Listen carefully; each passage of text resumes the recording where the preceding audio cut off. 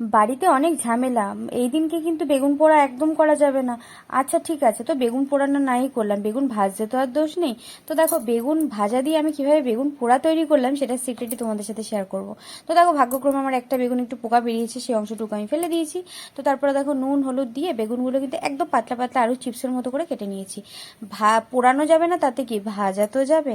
তো দেখো একটু বেশি পরিমাণ তেল দিয়ে বেগুনগুলোকে কিন্তু খুব ভালোভাবে আমি ভেজে নিচ্ছি। আর এইদিকে এই চোখলার অংশটা কিন্তু আমি ফেলবো না, এটাও আমার দরকার পড়বে।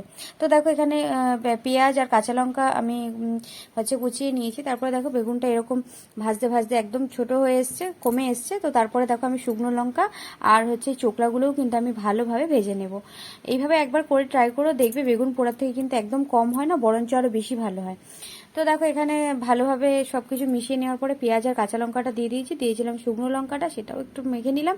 ব্যাস, তারপর আবার কি একটু সর্ষের তেল আর একটু ধনেপাতাও দিয়ে দিলাম, একটু নুন দিয়ে ভালোভাবে চটকে চাটকে যতটা রাগ ছিল, করতে দেবে না বলেছে, সেই রাগটা মিটিয়ে নিয়েছিলাম এই বেগুন মাখার উপরে। ব্যাস, তারপরে কি গরম গরম রুটির সাথে খেলাম, দারুণ।